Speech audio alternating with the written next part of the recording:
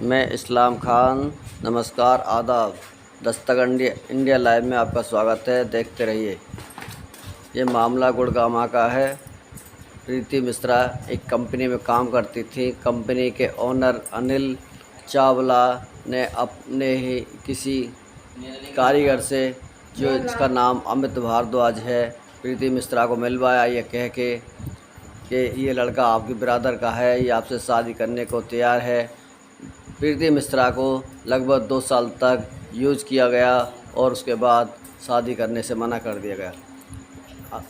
Gurgaon police ने अमित भारद्वाज को तो गिरफ्तार किया है, मगर अनिल चावला के खिलाफ़ अभी तक कोई कार्रवाई नहीं हुई है और अनिल चावला बराबर प्रीति मिश्रा पर दबाव बना रहा है कि वो केस वापस से ले ले।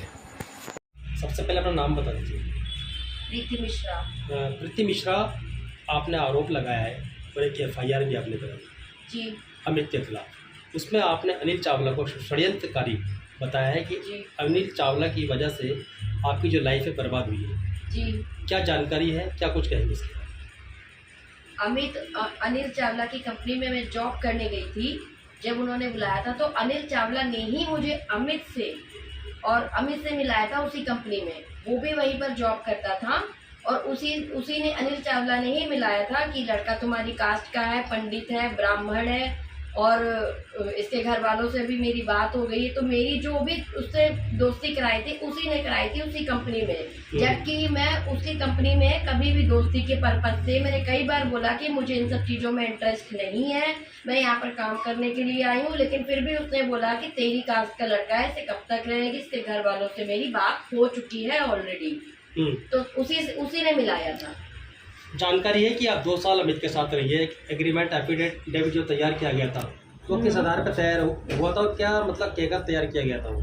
2020 में अनिल चावला ने मुझे अमित से मिलवाया था। उस बीच हमारी दोस्ती हुई थी। उसके बाद अनिल चावला ने मुझे अपने दूसरे ऑफिस 9X37C में शिफ्ट कर दिया था, जहां पर उसने अमित को भी शिफ्ट किया था मेरे साथ।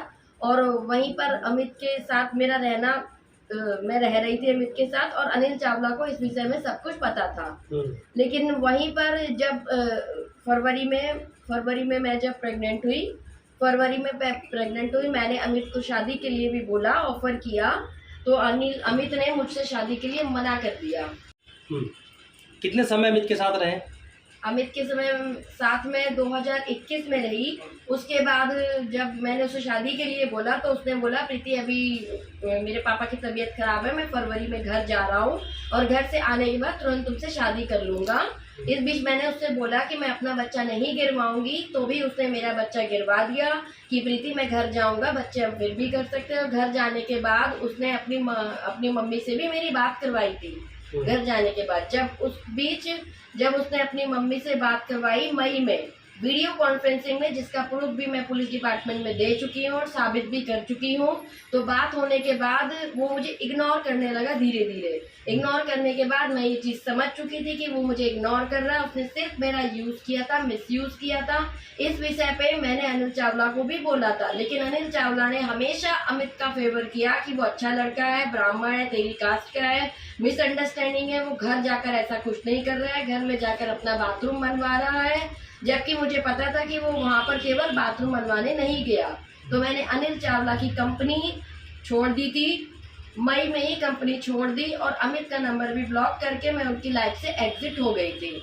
अपना दिल्ली आ गई और दिल्ली में जॉब करने लगी, उनका साथ ही छोड़ दिया था मैंने। अभी अमित के खिलाफ तो कार्रवाई कर दी गई है पुलिस की तरफ से, अनिल चावला के खिलाफ क्या कार्रवाई की गई है? अनिल चावला के खिलाफ कोई कार्रवाई नहीं की गई है, जबकि अमित के खिलाफ भी कोई कार्रवाई नहीं की जा रही थी। बड़ी मुश्किल से इन्होंने मेरी FIR लिखी थी और अमित के खिलाफ भी बड़ी मुश्किल में ही उन्होंने एक्शन लिया। और अनिल चावला के खिलाफ मैंने जब से FIR कराई है तब से मैं रेगुलर बोल रही हूँ कि अनिल चावला के खिलाफ एक्शन लिया जाए, लेकिन पुलिस प्रशासन इस विषय में गंभीरता ले ही नहीं रहा है। आप अमित के मम्मी पापा से मिले, गांव में क्या कहा, प्रधान से मिले, वहाँ से क्या आपको जानकारी मिली? क्या मैं गांव में जब अमित मुझे गांव नहीं ले जा रहा था, उसने बोला कि जब तक अनिल चावला नहीं बोलेगा मैं गांव नहीं ले जाऊंगा, और अनिल चावला के कहने पर अमित मुझे गांव नहीं ले जा रहा था। इस बीच मैंने अमित की मम्मी से भी बात करी थी। अमित की मम्मी ने मुझे सीधे मना कर दिया और बोला जब तक हम टाइम नहीं रहेंगे रीति रिवाज का यहाँ नहीं आओगी। पुलिस की तरफ से किस तरह का सहयोग मिल रहा है आपको? पुलिस की तरफ से मुझे कोई सहयोग नहीं मिल रहा है।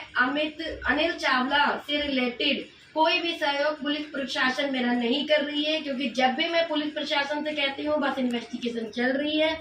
इस बीच मैं कमिश्नर ऑफिस भी गई थी। मेरी इंक्वायरी ऑफिसर मधु जी ने मुझे जिस एसीपी से मिलाया था उन्होंने अनिल चावला का सीधा फेवर कर लिया। उसके बाद मैंने दोबारा कंप्लेंट डाली, तो कंप्लेंट डालने के बाद नए एसीपी आए नवीन शर्मा जी से जब मैं कमिश्नर ऑफिस में जाके इस विषय में बात की तो उन्होंने डायरेक्ट बोल दिया कि अभी इन्वेस्टिगेशन अनिल चावला के खिलाफ दोबारा होगी।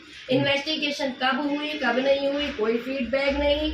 मधु मैडम बोलती हैं अभी हम उसको अरेस्टिंग कर रहे हैं। 20 अगस्त तक कोई इन्वेस्टिगेशन और कोई अरेस्टिंग नहीं हुई। मधु मैडम बिजी थी। उसके बाद जब मैंने मधु मैडम को कॉल किया तो उन्होंने क्लियर बोला कि अब हमने उसको अरेस्ट कर लिया था, अरेस्टिंग डाल दी थी और छोड़ भी दिया। कब अरेस्टिंग डाली, कब अरेस्ट हुआ, कब छोड़ दिया, कब थाने से बेल हो गई, मुझे इस विषय की कोई इन्फॉर्मेशन नहीं हो रही है। अनिल चावला अरेस्ट नहीं किया जा रहा है। इस बीच अनिल चावला मुझ पे दबाव, प्रेशर पे प्रेशर और हरासमेंट करता जा रहा है। अभी एक सवाल और आपने बताया था, जानकारी हमारे पास और भी है कि एक चेक बाउंसिंग का भी एक केस आपके ऊपर डाला गया है अनिल चावला की तरफ। हाँ जी। उस पर क्या कहना है आपका? अनिल चावला ने जब देखा कि एसीपी ने उसको इस केस से निकाल दिया है तो उसने, ताकि मैं केस वापस लूं, मुझे पीछे करने के लिए, दबाव बनाने के लिए मेरा ही चेक, जो कि कंपनी में उसी के ऑफिस में ही और रेजिडेंस और घर एक ही था, वहां पर उसने मेरा चेक रख लिया था, जबकि उसके पास कोई चेक था नहीं। उसने खुद इस बात को बोला था और ये चेक कब उसने निकाल कर डाला मेरे ऊपर दबाव बनाने के लिए। मैंने उससे किसी तरीके का कोई भी कैश कभी नहीं लिया है, क्योंकि अनिल चावला खुद मुझसे 10 लाख रुपए, कभी 5 लाख रुपए उधार मांगता था।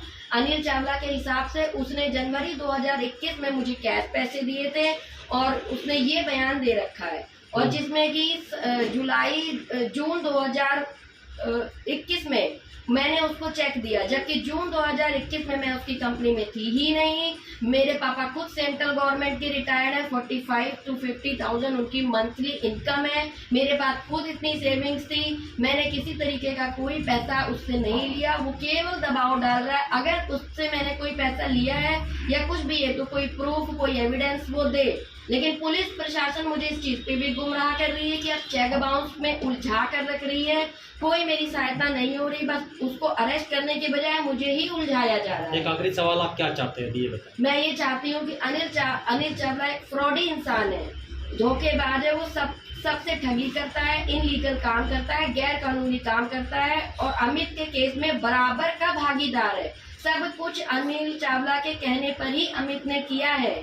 दोषी अनिल चावला के खिलाफ कोई कार्रवाई नहीं हो रही है, उसे अरेस्ट किया जाए, उसके खिलाफ कानूनी कार्रवाई की जाए। उसकी अरेस्टिंग ही नहीं हो रही है। वो अरेस्टिंग ही नहीं होगी तो वो तो हर बार मुझे दबाव पे दबाव देता ही रहेगा। अगर वो सही है तो फिर वो मेरे कोर्ट से नोटिस क्यों नहीं भेज रहा है? क्योंकि वो झूठा है। लेकिन पुलिस प्रशासन इस पर गंभीरता व्यक्त नहीं कर रही है। मुझे पुलिस प्रशासन से नाराजगी है कि वो अपना काम ढंग से नहीं कर रही है और मुझे ही प्रताड़ित किया जा रहा है।